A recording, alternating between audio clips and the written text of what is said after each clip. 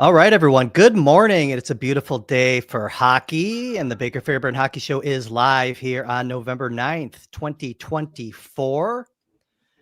As people trickle in, we'll get the introductions and all the formalities out of the way. The freshly showered gentleman on the left with the headphones on, that's me. I'm Kris Baker. You can find me on X at Sabres Prospects. The gentleman on the right, often with a smirk on his face when I am talking and teeing this up as he reads the chat. That is the Sabres writer for The Athletic. His name is Matthew Fairburn. You can find him on X at Matthew Fairburn. Before we begin today's chat about the Buffalo Sabres, on your way in, if you could hit that thumbs up, that's the like button here on YouTube. Like the video, subscribe to the channel, hit the notification bell so you know when Matthew and I go live on days like today. If you're subscribed and you hit that notification bell, you would know that we are live right now because this is another pop-up that we often do. And you can find the Baker Fairburn Hockey Show on Apple, Spotify, wherever you get your podcasts. And if you could, please leave a 5-star review. All right, Matthew Fairburn is on location down at KeyBank Center for today's 1 o'clock puck drop as the Sabres, winners of 2 straight, get set to face the Calgary Flames. So the Sabres here, Matthew, they've ripped off a pair of wins, climbed back to 6-7-1 this week. So now they're 2-0 in that critical 10-game little mini season that I'm going to keep bringing up here until we are full of tryptophan. And they're looking like they're positively trending here, right? Outscoring their opponents 11-2 in their last 2 games. Past 2 games, they have outscored the opponents 11-2. They go 3 for 8 on the power play. And for the first time all season, they're sitting here now with a +3 goal differential. So first time all season, they're above water. And 13 points puts them in 6th place in the Atlantic Division heading into today's matinee match with Calgary. So, Matthew, the past couple of games have seen some lineup changes for the Sabres, mostly on defense. Saw the reinsertion of Zach Benson coming back into the lineup as Yuri Kulik gets dispatched down to the AHL, where he has 2 power play goals in his 2 games. But let's talk about what we should expect today. More of the same. You just met with Lindy Ruff. Let's tee up today's game and talk a little bit about the changes that we've seen in the past 2, and if we should expect anything to change today. Nothing will change. Lindy Ruff said he's going with the same lineup, and why wouldn't he, right? As you mentioned, 11-2 in the last 2 games with wins over Ottawa and New York, who I think we, coming into this 10-game mini season, noted that were probably 2 of the tougher games in that 10-game block. Ottawa, maybe not by record, but by virtue of the fact that the Sabres were trying to snap a 3-game losing streak, playing a division opponent that has talent and, can get you on any night, and then playing the Rangers, who is the best team they play in this stretch and one of the best teams in the Eastern Conference. So the lineup changes sparked something, right? And I tweeted the other night, got a little more traction than I expected. It was, half in jest, but the Sabres in 3 games with Dennis Gilbert in the lineup are outscoring their opponents 16-4. A 5-2 win over the Panthers early in the season, 5-1 against Ottawa, and 6-1 against New York. Obviously, that's not all Dennis Gilbert's doing, but I do think he has got the attention of this fan base with the way that he plays. I think a lot of people like the simple, direct way he plays, the edge that he plays with, that we mentioned a few times this summer was kind of lacking from this defensive group outside of Connor Clifton. Early in the season, Lindy Ruff, when asked about Henri Jokiharju, mentioned wanting to get him to play more physical. A stat I dug up after the other night, Jokiharju has 10 hits in 12 games. Gilbert has 9 in 3. That stat doesn't tell you everything, but I do think there's something to the way that he plays and just the different element that he can bring. And it was a big night for the penalty kill the other night. And I think Clifton and Gilbert are 2 solid guys there.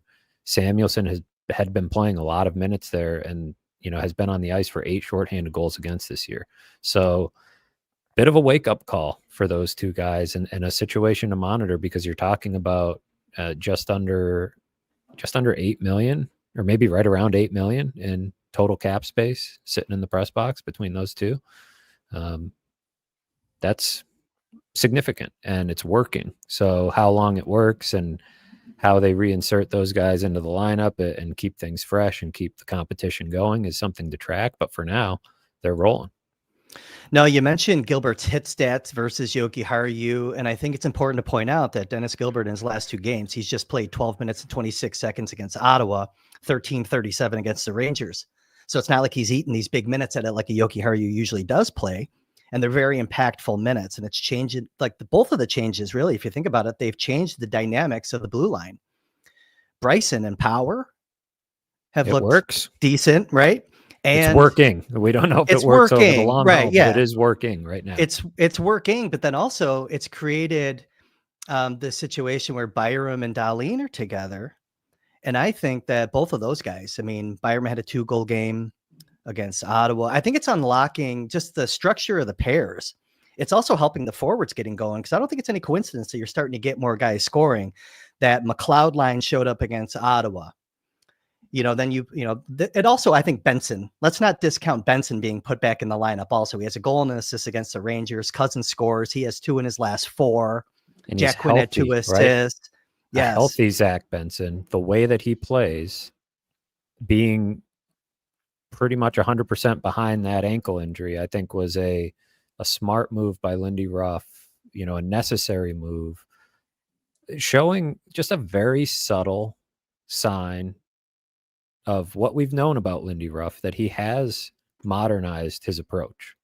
Mm-hmm. And in the past, you'd maybe just let a player gut through it. Zach Benson wanted to keep gutting through it, but to recognize the benefit of shutting them down just briefly, and now getting a 100% Zach Benson who's, puck battles, winning the puck back in the offensive zone and making plays and, being a pest really in all 3 zones. That's changing what they're getting out of that second line a little bit. So I think that is something, I think it's a positive trend that we, see the second line coming to life a little bit as the house band comes to life a little bit behind me. If anybody's hearing that, apologies if it's messing too much with my audio here. We could play Name That Tune, but I can't hear it. So if you know That's it, good. Shout it That's out. Good. If not, that is good. That is good. So, no, I think, we can talk statistically, and we do often on the show. We cite different statistics to tell whatever, or help make whatever point we're trying to make. But I test on Byram, Dahlin. I want to kind of focus on them for a couple minutes. What are you kind of seeing there? Like conceptually, it makes a lot of sense with the mobility of both of those guys playing off each other. They can switch sides in concept. Are you seeing that? Are you seeing a lot of more of that roving of that pair? Are you seeing them with their transition game really helping those forwards, kind of that concept that we just talked about? What are you seeing? I test, but also cite some stats, certainly, if it helps answer the question.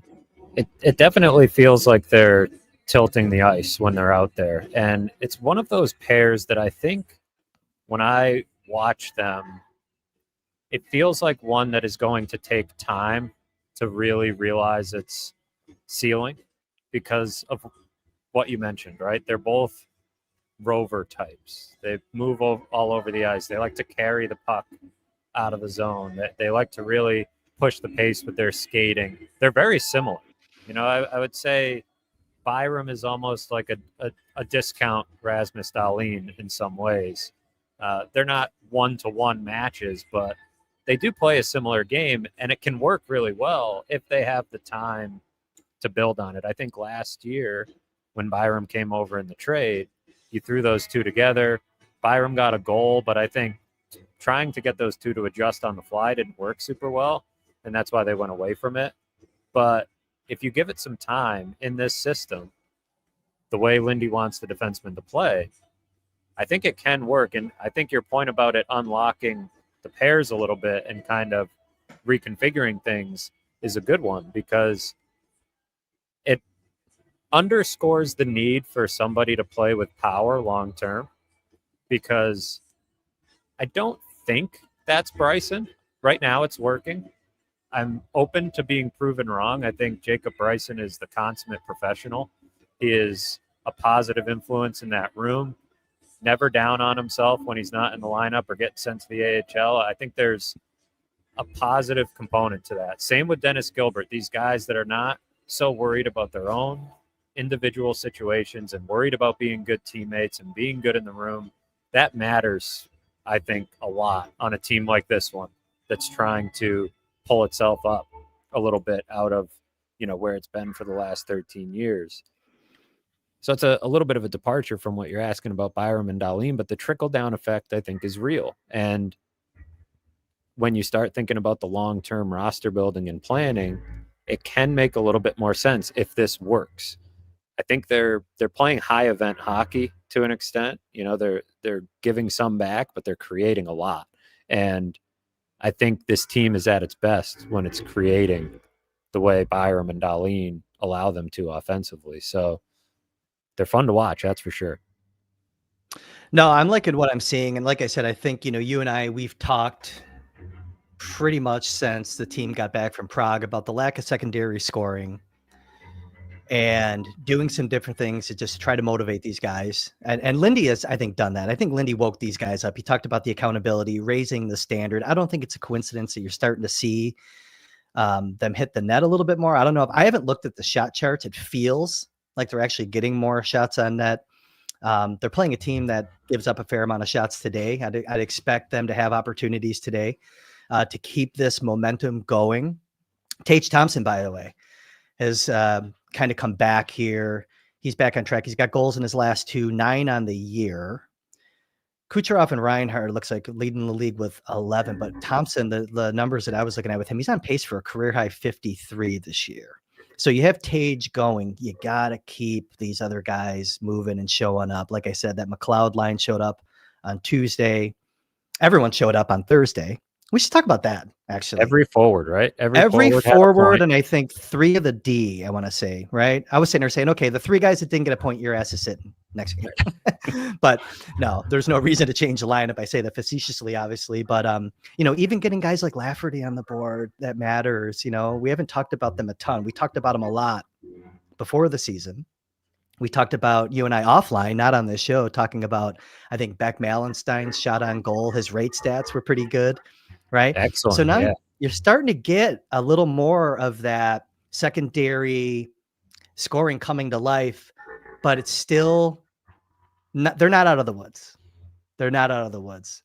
Well, it seems like an adjustment that Lindy Ruff made.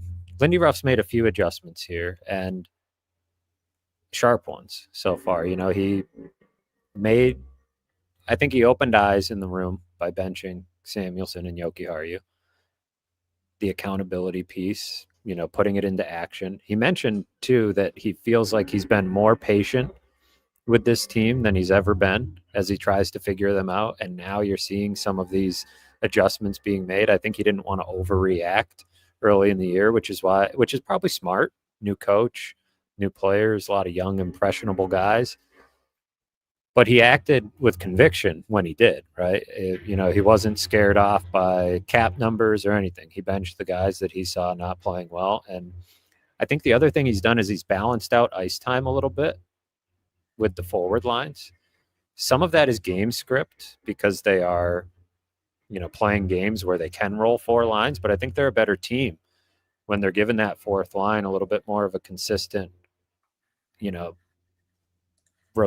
a consistent role in the rotation and keeping our other guys fresh and things like that. I think he was leaning real heavy on that top line, and for good reason. They were and have been, far and away the team's best line. But if these other lines can start to contribute more consistently, even if you have 3 of the 4 going on a given night, you're feeling pretty good. When all 4 are going like Thursday, you're going to be a really hard team to beat. True of almost any team in the NHL if they can get all 4 lines rolling. But I think those 2 things stood out to me. And to your point, getting some of the habits to change about getting to the net, putting pucks on net, that's been a real noticeable difference for these couple of games. And the other thing, sometimes hockey is really simple. They're getting really good goaltending these 2 I was going there. I was waiting for us to get there. Thank you. They've gotten some great saves from Ukko Pekka-Luukkonen at key moments. Sometimes you can analyze and, fit together a narrative of why things are going well. And sometimes it's really simple. If Ukko-Pekka Luukkonen doesn't make that massive save, I think it was towards the end of the first period of the Rangers game, it could be a totally different game.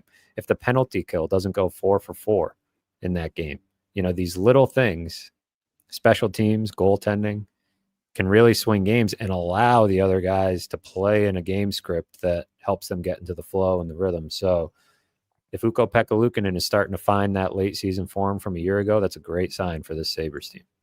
Yeah, that was kind of my stat of the day that I wrote down. It's kind of a funky one. Some of these stats get a little crazy to understand sometimes, but the actual goal differential minus expected goal differential. Okay, so let's kind of compute that real quick. Buffalo's second in the NHL right now. That's a +10 actual expected goal differential at 5-on-5. Okay, so basically a positive when you're +10, a positive means you're converting or stopping more of those, like an inordinate amount of good chances compared to the league average. UPL is, I had it written down, he's saving 3.4 goals above expected in all situations. And that number has definitely gotten better in the last couple of games.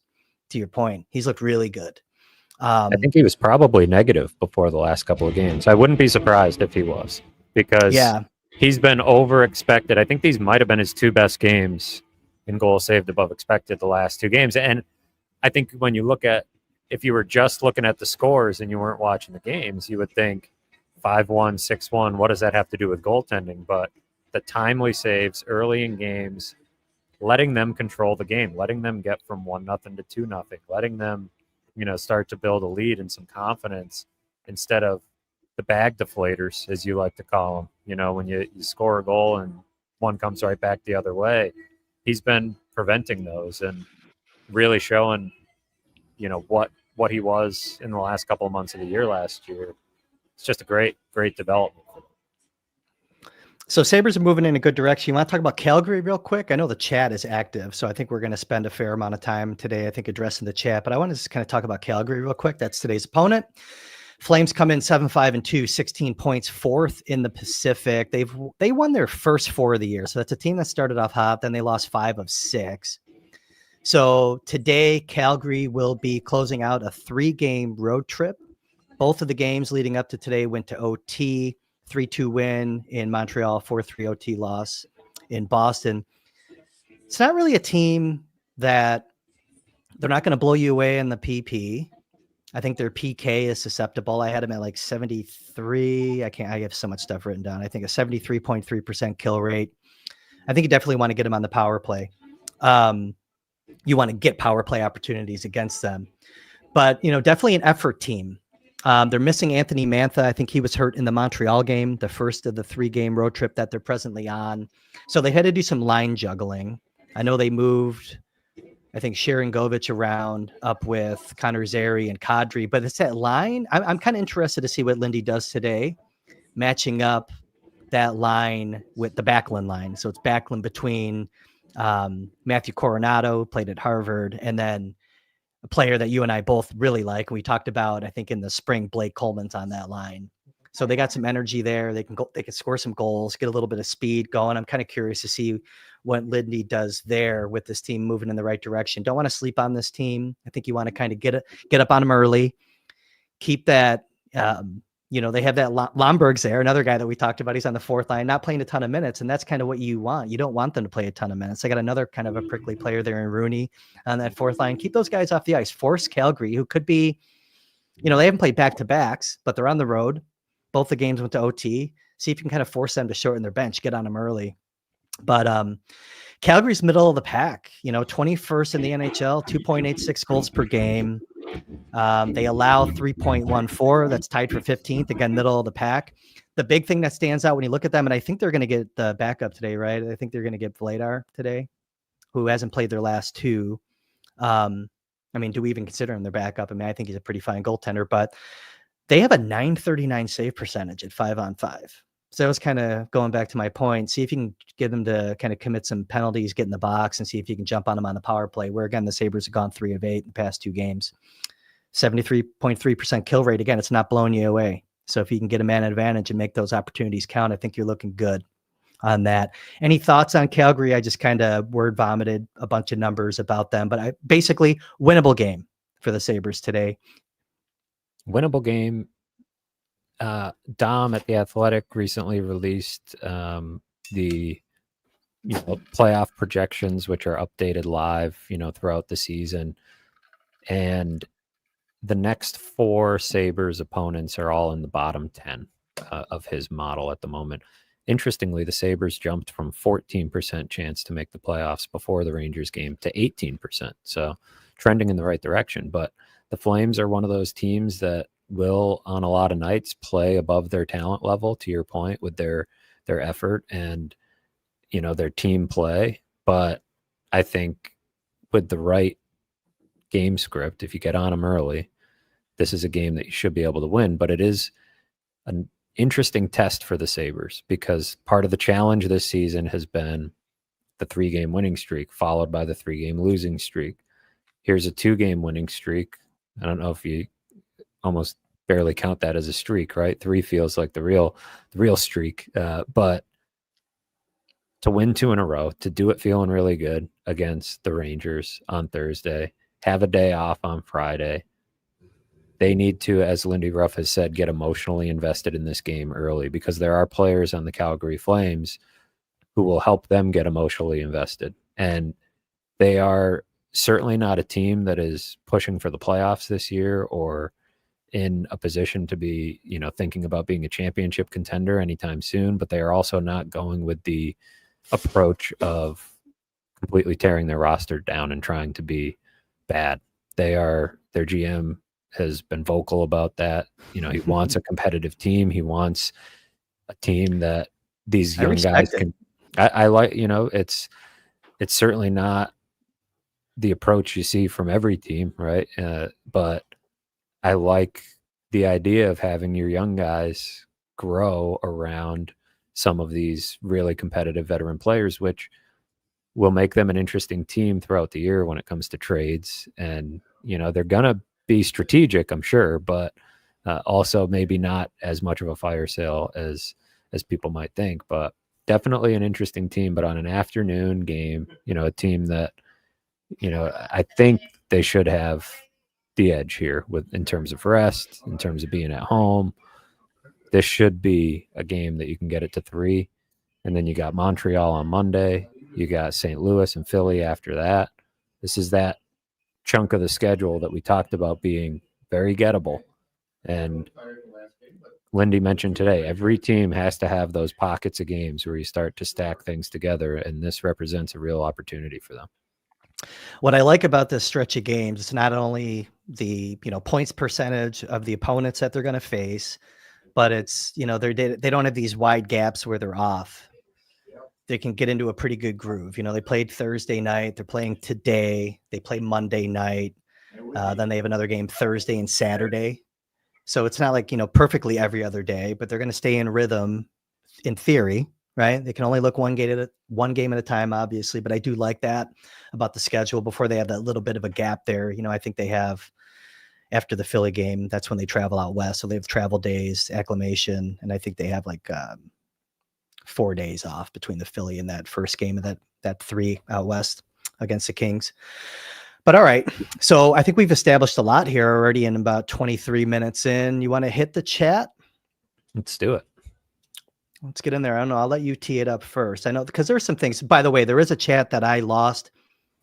It's not the greatest place to start. Someone was asking about Maxim Sturbach, how he's doing in Michigan State. I'll be really quick on this because there was a question about why wasn't he at training camp. It's because he's a student athlete. So he was already in classes. Now that could change maybe down the road with this new agreement. But Sturbach's doing great. Anchor in the top pair, getting a lot of PK minutes, averaging over 20 minutes a game for the Spartans, playing on a defensive pair with Patrick Geary, Hamburg native. But, he's one of the few prospects, or few in any parts of the organization, that doesn't have a point yet this year, I believe.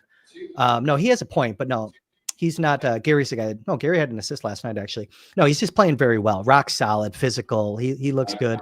Because I get a lot of questions about guys like Sturbach and Ryan Johnson.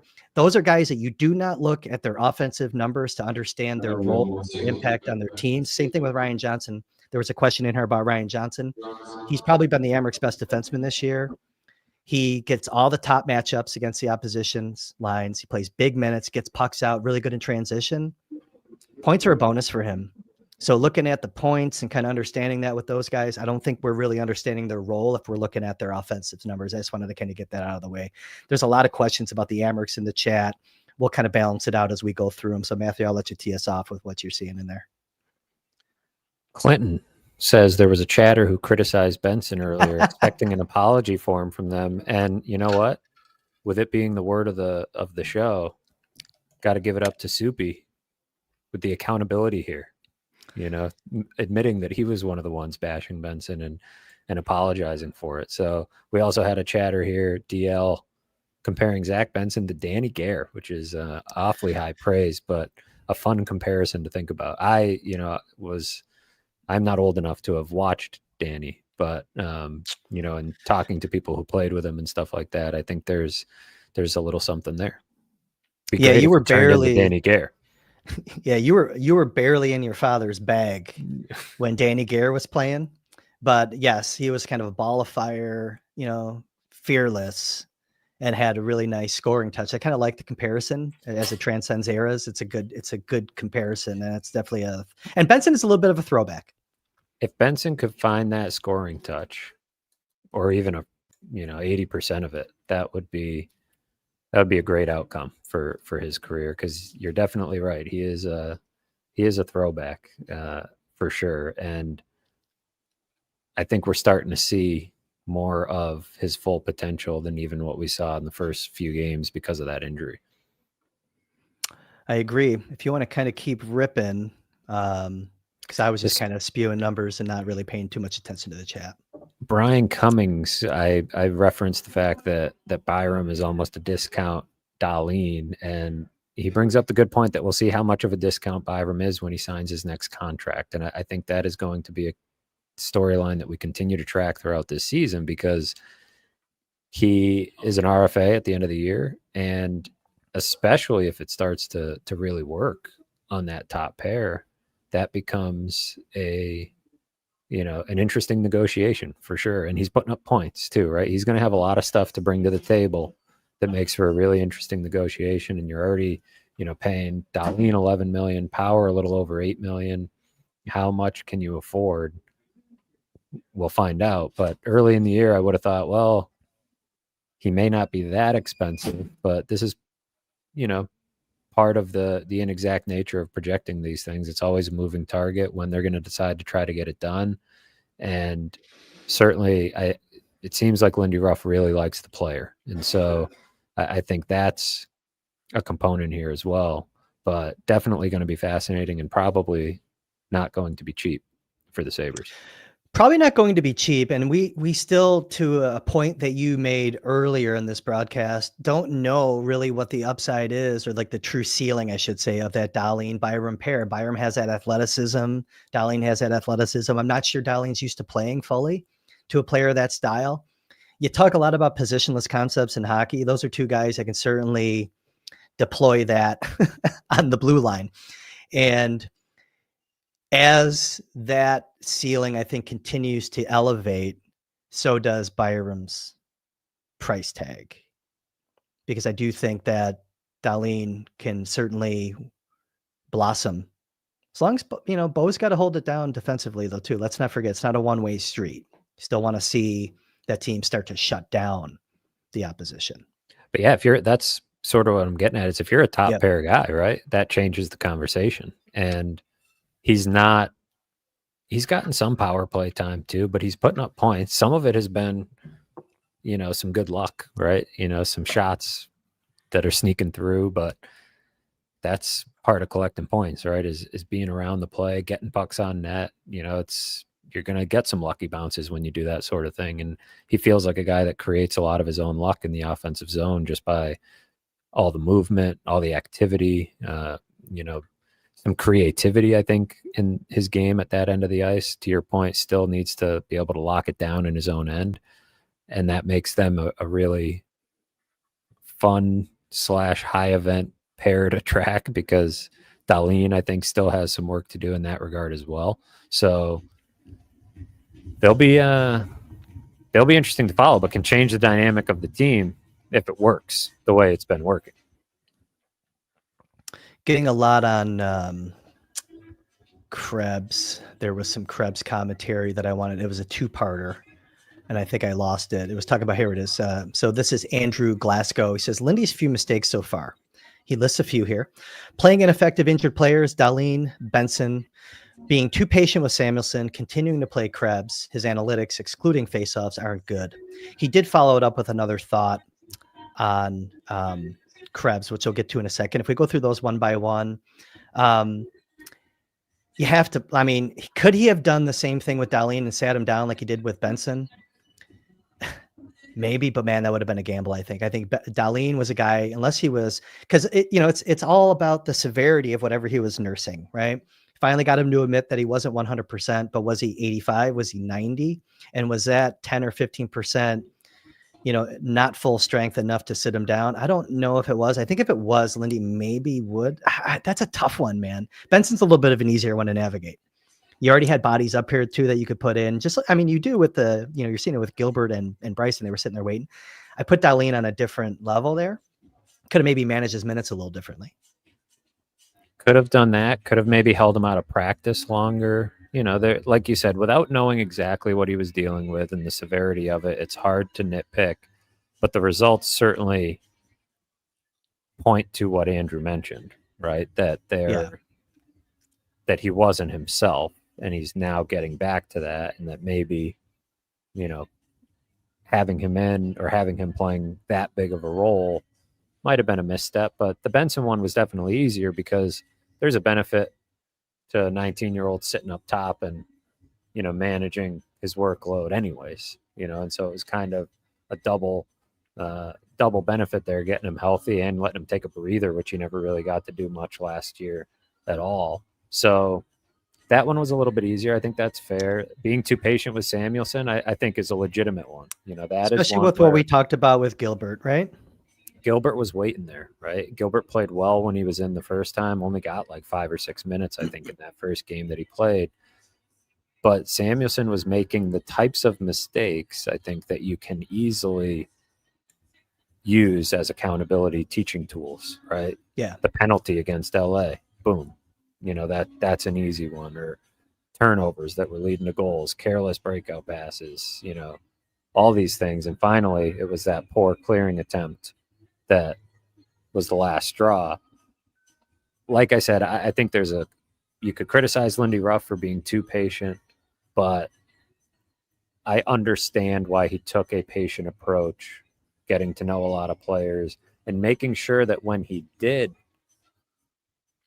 make the moves, they were the right moves, because we have talked about this too. When you bench guys, you better be right, because when you're wrong, the accountability doesn't hit as hard, right? When Matthias Samuelsson has to sit up top and watch the team play really well without him, has to watch Dennis Gilbert play really well, when Henry Jokiharju watches Jacob Bryson play really well in his place, that lights the fire. If you take him out and the other guys don't play well, all of a sudden those guys start to question the message a little bit. And other guys in the room maybe look around. I'll bring up this chat from Brian Cummings. Being able to bench anybody and win without them is a crucial tenet of Ruff psychology. And that is the key. I think Ruff really wanted to look and say, make sure he was right about some of these things and then act. And as a result, got a more effective. Now, did they give up some standings points in the process? Probably. But are they gaining some back? It's going to be tough to measure, but I don't blame Lindy Ruff too much for what he did. Samuelsson is a guy that wears a letter, has a long contract. That's one where I felt like he could have maybe moved a little bit quicker because he had some options, but water under the bridge at this point. They, better late than never. And now the hope would be that they get a better version of Samuelsson when he gets back in there.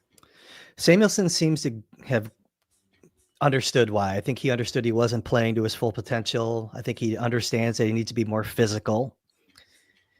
Part of me wonders if there's, is he dialing down his physicality to stay healthy? I don't know. I do Like, wonder that is there's like a little bit is he of changing trying to his game a play little bit? smarter because he's been hurt so much and the types of injuries he's gotten. He hasn't done a great job protecting himself. The knee injury was one of those where it was just not a smart, the way he stuck his leg in there, little things about these injuries have been play style related.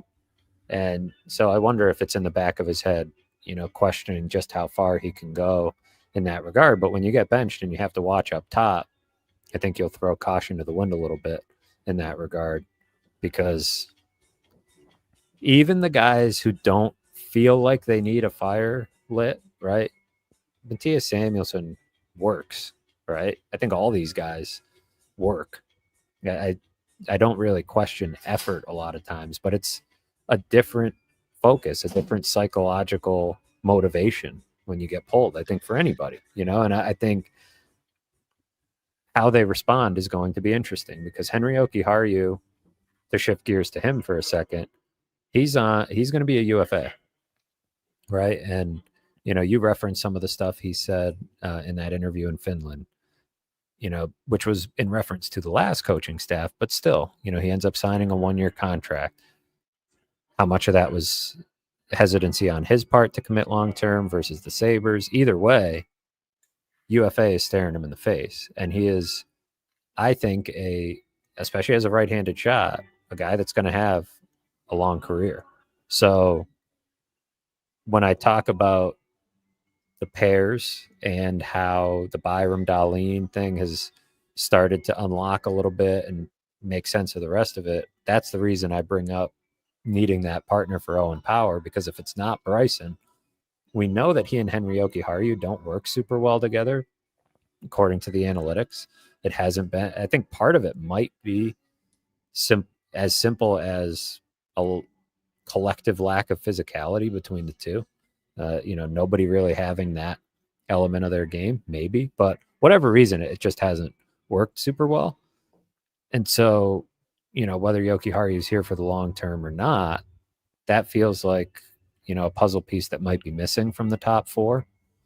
And how he responds to this will be important too, because they've been trying to get more of that physicality out of him. And it feels like that could be a great role that he settles into if he could elevate in that way, because I like his game in so many other areas. But it's been, and I know the chatter also brought up Krebs, but we can focus on the defense. We'll get to him in a A second. big Yeah, I chunk was of going to say, I had a question about Yokiharu. So, or even going back to Samuelsson for 1 minute, but I think it does apply to Yokiharu also when he does get his chance to get back in the lineup, is that coming into this stretch of games, this week's games, kind of an undercurrent for me that I didn't mention when we were together on Tuesday was that you just want these guys to play free, go out and play free. Samuelsson, to the point maybe about the physicality, go out and play free when you get back in. With Yokiharu, what I wonder, because you mentioned some of the comments that he made to MTV before the season. This is MTV in Finland. Okay, not whatever, Rock and Jock MTV. Carson Daly. Not Did I get Carson that name Daly. right? Yeah. Mark Goodman. He wasn't on TRL. Is that the name of the show? Yeah, there you go. There's so many, headbangers ball. We can go on and on. There was, he mentioned his dissatisfaction, or really about the dishonesty of the previous head coach. I believe there were comments that he made to you early in the season that he liked the honesty. A lot of the guys said it. They like the honesty of Lindy Ruff. Yeah, They like how no BS approach. the right? no He BS doesn't approach, you. right? So with already missing 2 games, you've been around the team this week as they practice. Have you noticed anything about Yokiharu? How's his body language? How does he seem to be taking the sit down? All things considered in the big picture, UFA, everything else, just his whole time here. Are you seeing anything that He indicates? hasn't spoken yet. He was one of the first guys on the ice, so they've only had the 1 practice since he got benched, and I wasn't down in New York for that Rangers game, so I haven't seen a whole lot. And he's not a guy that shows you a whole lot anyways, kind of his nature, his personality, but it will be, they have this surplus on defense, and it's one of those things where when we were talking about making room on the roster for Benson and things, it seemed to be pointing towards Bryson for a bit. And they're looking wise, I think, for hanging on to him, because they had some levers to pull when it came time to need a little bit of accountability. And we know that they have the depth in the organization with Ryan Johnson and guys like that. But I think Bryson is showing that he's definitely a cut above.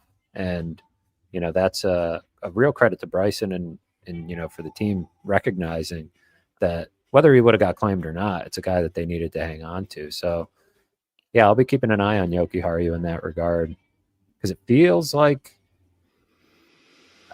I don't know how quick they'll get back in.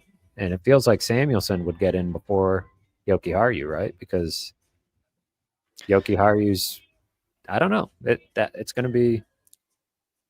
In terms of minutes replacement, it would be Samuelson because he would likely, take one of those, like that bottom six. You know what I mean? Like if this power Bryson thing keeps going, you're going to wait to disrupt that as long as you can. Now, Bryson has been perfect, by the way. He's made some kind of weird plays, not getting to center ice, taking that icing in his first game back.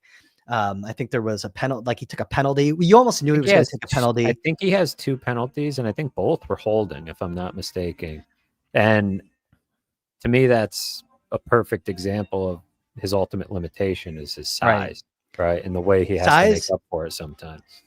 I don't think he's like a slow player, but I've always thought that he was like maybe just like a half a step, a fraction of a step slow in certain areas of the game, and it is the defensive zone sometimes. In terms of processing, he's a great, he's a quick skater. Yes. But in terms of processing, I think you're right on that. That oftentimes just a hair slow on reading and reacting, and ends up with those types of penalties. So I don't want to, I don't want to discount what he's done because I think especially not playing and then getting thrown into playing on a pair with Owen Power, it's been solid. More so, I'm saying long term, realistically, that's probably not what you're looking at. If for no other reason too, that it's lefty, right? Another, lefty pair that Lindy Ruff doesn't love doing that if he can avoid it. But it makes, I think, it underscores to me that they still have a bit of a need there for another top 4 guy if Yoki Haru or Samuelson aren't going to be that guy when they're sort of paid like it. Yeah, I kind of wonder, if you're looking at like a player type all of a sudden with Bryson. I want to harp on this too much because we want to get to the rest of the chat. We want to do give the Krebs comment its due. But, is there a player type emerging that fits really well with Owen Power? So, let's like isolate what Bryson is good at. And I wonder if those are the attributes you start to really put into this in a pile when you're starting to identify who the next person is, with Yoki Haru's future being uncertain, with an inclination that you need a righty, like you got to like build a little chart and say, okay, these are the players that fit that mold of player. I'm kind of curious if the Sabres will look at it that way down the line. I do think Ryan Johnson, by the way, just given his mobility and his defensive acumen, doesn't quit on plays. His effort in the defensive zone is so good. Even though he's lefty, I kind of wonder if there's something long-term there. And I know fans may not want to hear that or don't understand it, but I can see it. We already saw it in bits and pieces last year, but I do kind of wonder about that because when you look at right-handed guys like Savelak Komarov's not going to be ready for a little bit. There was a comment in here asking how he's looked. He's looked fine. He's physical. He's big. He gets a lot of shots on goal, but he's going to continue to need time to learn the pro game a little bit. We mentioned it this year. Great junior player, has to just recalibrate his game to the pro game. It's going to take him a little bit of time. Takes a lot of penalties. But, well, not a lot. I'm just saying, it's just his style of play. It's going to put him in the box from time to time. And that's okay when they're the right types of penalties to make, when you can maybe put some intimidation and fear into the opposition. I'll take some of those penalties. But on Krebs, okay, I'll shut up. I went way too long on that. I wanted to get to Krebs real quick. Andrew, just to kind of put his comment back up, he mentioned that, continuing to play Krebs is one of Lindy's few mistakes. There's been parts, and probably more often than not, that I've actually liked Krebs' game this season. I test. And I don't know what the replacement is there in that role. And I think that's a big part of maybe why I rationalized liking Krebs. Could you get a better player? Probably. Do you have him right now immediately at your disposal for that spot? I don't know. What do you think on that? I'm with Andrew in that as the sample size grows, the analytics aren't painting the prettiest picture of Krebs. Faceoffs are not necessarily to be overlooked here, because that has been something Lindy Ruff has harped on, especially just situationally in certain moments. And I think I think the reason the eye test is probably telling you a different story is because of, a little bit of the fire and the energy and the Pace the and pace, fire. right? That just, I think some of the puck decisions are still a work in progress. I think that my eyes tell me that, and then the numbers will tell you that too. So I understand the comment. I also think that when you're talking about competition and things like that, he did some things that earned him a little bit of runway. And what's the answer if you take him out? Well, the answer is probably to go back to what you had, which is Lafferty in the middle and Obey Cubell on the wing, which maybe means you sacrifice a little bit in the faceoff dot. But Lafferty's starting to come alive a little bit. I think giving Obey Cubell these games off, while part of it is lineup, oriented. He is coming off an injury, like he's playing with a brace on his knee. So much like Benson, allowing him some time to get healthy while the team is playing well isn't a bad thing. And you can easily go to a Lafferty, Malenstein, Obey Cubell line at any point and light a fire under Krebs again. Keep them hungry, keep them out of there, and make it an ongoing competition throughout the season with whoever's playing well. Because now you've got those four guys all have experience playing with each other, and I think that is something that is going to be valuable throughout the course of the season, because you're going to need all four. The way they play, they're going to get banged up. Somebody's not going to be playing well at certain times, and you want those guys hungry all the time. And so if they feel like they got to earn their jobs, the three guys they brought in are all guys that have felt that way their whole career. Obey Cubell, Lafferty, and Malenstein, I think, have always felt like they need to fight for everything they get. Krebs is developing that now.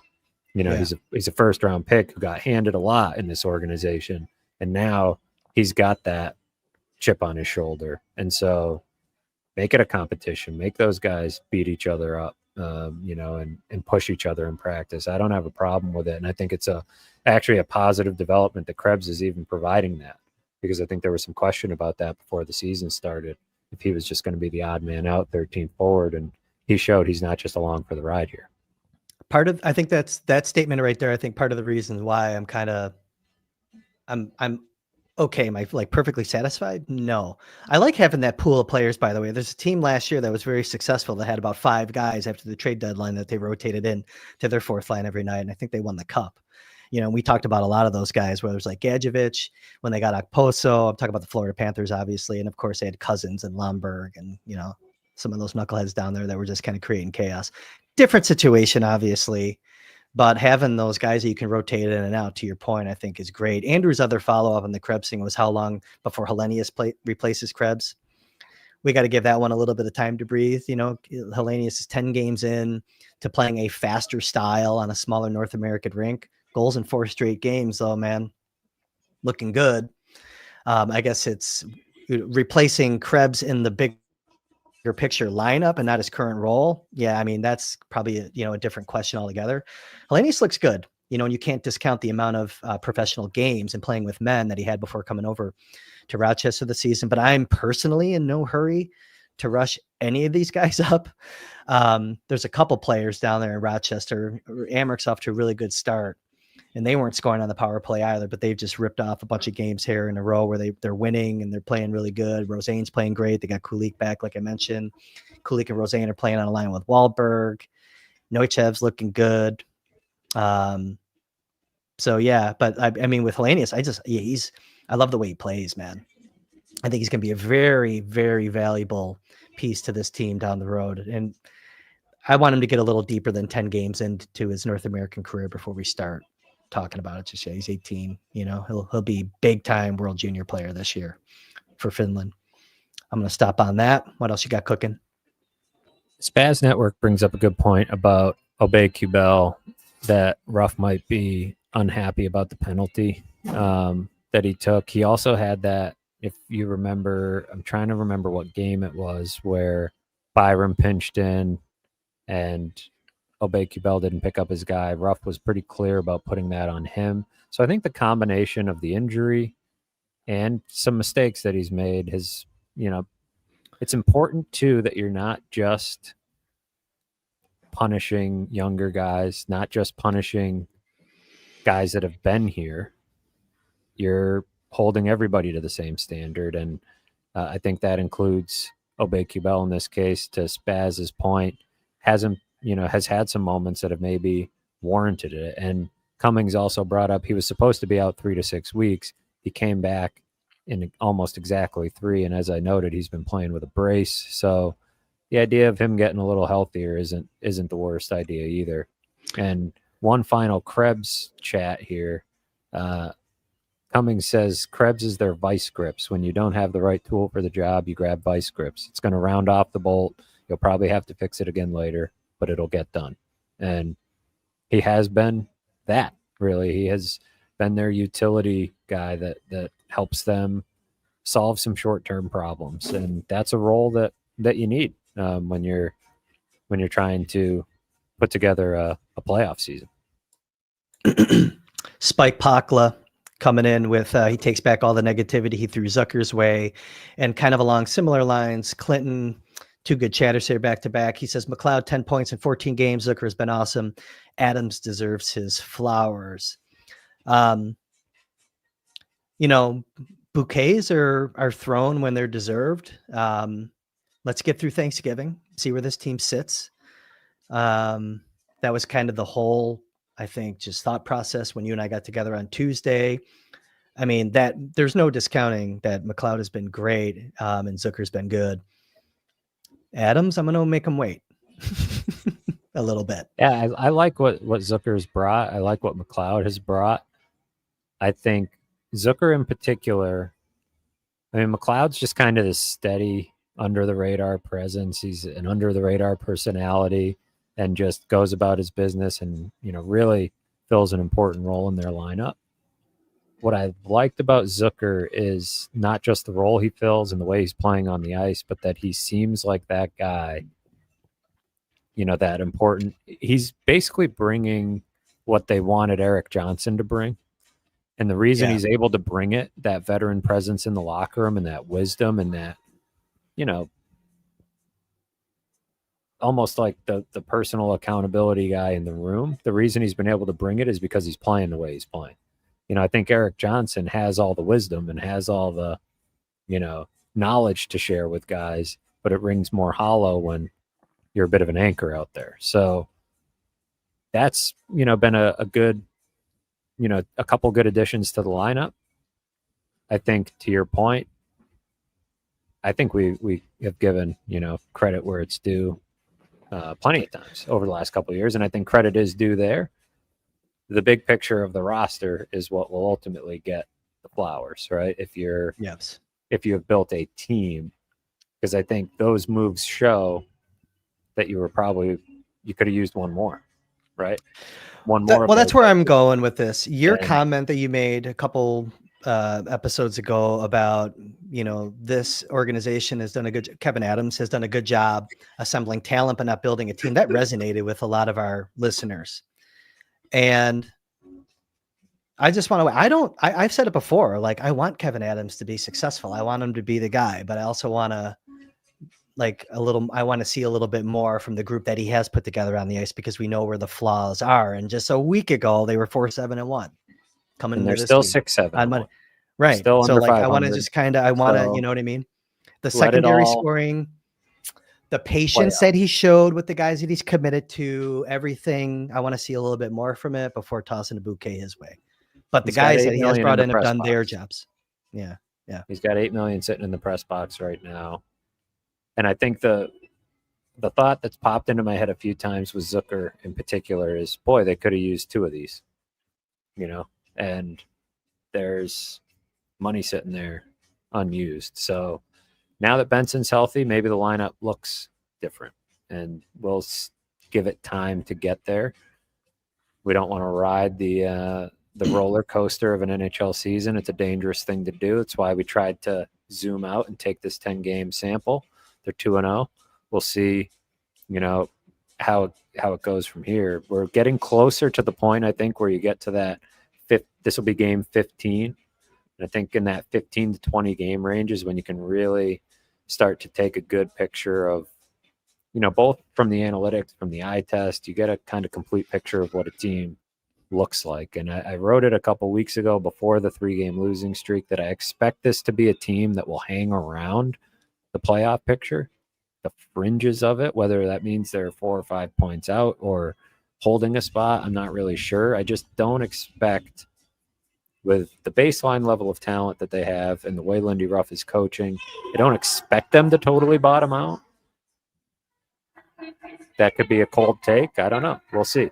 But I think we're just starting to get more of a picture. We'll see. It's starts here this afternoon.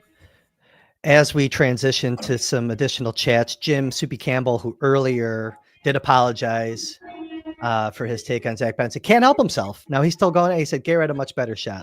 No, I agree. Different stick technology, different players, different strength levels, different ages that we're probably comparing the Sabres to. I just wanted to give a little shot in the ribs to Jim Soupy Campbell. He shows up every week, and we appreciate him doing so. There was a question in here about Jack Quinn that I kind of had a developing opinion on. I can't find it here now, but it was basically asking, here it is right here. It comes from, I'm assuming this chatter's name is George.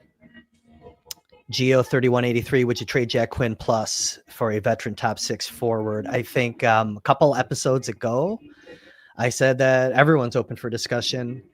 I still am in that camp where if you can make your team better, I'll talk about every single asset that I have right now. I don't see a lot of untouchables here. There's guys that you certainly would hate to trade, and it'd be a very compelling offer that would really get you to move off that player. With Quinn, if you look at him singularly, like right now, I don't know. I mean, are you going to get value? Like you're selling very low, and I just don't know. I think you need to get a little deeper in the season, I think, to see if he can get his game going. I don't know. Depends on what the return is. It always depends on what the return is. 100%. So, I mean, that's kind of where I'm at on that. The return is everything. It's why you got to be open to everything and not have any untouchables, as you say. The worry I would have is twofold. You're selling low, but are you getting, let's say you do get a proven top 6 forward. Are you still one short? Right? Are you still not quite solving the problem?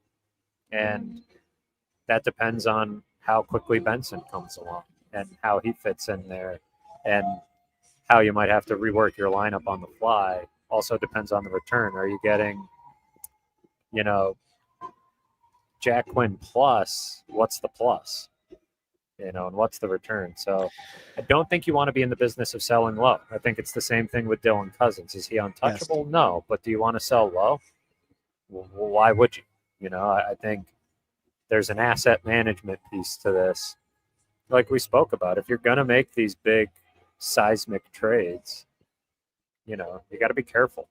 Right? You can really mess up, some of the good things that you do have going on the roster, some of the things that are probably attractive to other teams around the league. So definitely have to be mindful on that element of not just dumping the guys that are not playing. That's you'd almost want to do the opposite, right? You'd almost want to say who's playing well that's going to fetch more of a return than maybe we think, they should. What's the market for some of these guys that need new contracts? That's probably, a different avenue to look at, but that's why I wouldn't be in a rush to trade Quinn, I guess. 2 of 10 games into this important mini season for the Sabres, 2 of 10 games into an opportunity that Jack Quinn has to get his game righted. And, when we hear a lot about, You got to trade some prospects to get players. I do put Jack Quinn in that bucket of guys that are young enough that are in that group of prospects, whether you're talking about Isak Rosén or someone else that you would move out to get a top 6 forward. So would I trade Jack Quinn for a veteran top 6 forward? Conceptually, of course.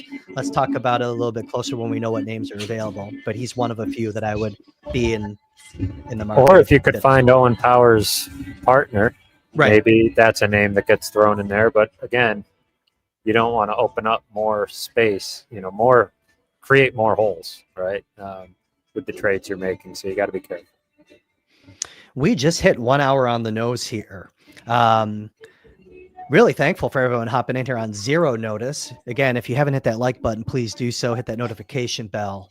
Very helpful. I won't say it was, know when we go live. Also, go ahead. We get a lot of grief from Brian Cummings in the chat that we're very last minute, and I just want to note that Brian Cummings and I have been chatting over on Blue Sky. I've spent a little time over there in the last few days, seeing if there's an audience to be found, and Cummings is over there. I told him 3 minutes before we went live that we would be going live, so he had a lot of notice for this show, and we were even a couple minutes late, so he had about 4 or 5 minutes. So he got a nice good notice. We do need to be better about that in the future, but love how many people jump in here at the drop of a hat. It's always fun to mix it up with the chat. And we had that episode earlier this week without the chat. Felt like, it's good to get back in there with these folks. Well, there is a chat. There is a chat the way that we set that episode up, but that was pre-recorded. Sometimes during the week, during my work day, I have to get in and out real quick, but I also might, if I'm with Matthew and we're trying to do something, I might have to stop, take a phone call, do some stuff. So that's sometimes how it goes when we're trying to get a message out during the week, where being live and having some things blow up behind me or my phone, not good. Or if I have to disappear and leave you hanging with the chat, heaven forbid. We're not doing that shit.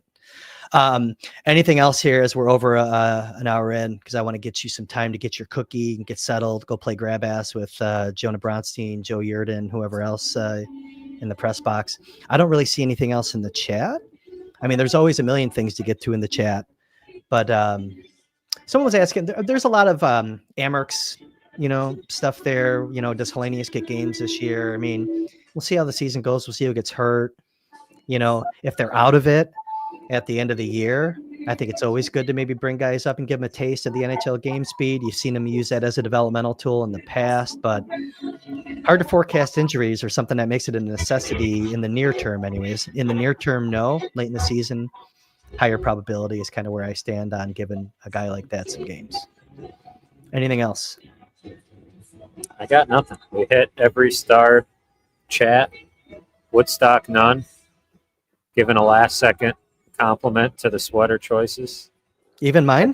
I did mention, I did mean to mention your sweater choice there. Very solid. We've reached sweater season. And it is. It's a fleece, Peter Millar, nice and light. I can go golfing if I want to.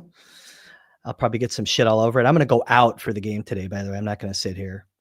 That's good. It's good news. And they do well when I go out. It is good well for the fans, good well for maybe the Sabres also. All right, I think we're good. Let's get you moving. Everyone, again, thank you. Hit that like button. Always appreciated. Folks, if you're watching on Twitter, or X or whatever we want to call it, Elon's little toy, this does not go to Twitter all the time. So if you're watching us on Twitter, hop over to YouTube, subscribe there, hit the notification bell. That is where we are most regular on this side of things. All right. For Matthew Fairburn, your Sabres writer, you can find him at theathletic.com/Sabres. You can find him on X at Matthew Fairburn. He doesn't have, it's probably because I have a chat up right now on the screen. You can find him on X at Matthew Fairburn, and probably similar over at Blue Sky. I'm not on Blue Sky. I have a thing, but I just don't go over there very often. For the production crew who's waiting for me patiently to get in the car and go, I am. Oh, by the way, drink of choice, the official cocktail of the Baker Fairburn Hockey Show. Tweeted a picture of it the other night. The El Diablo. It's my new thing.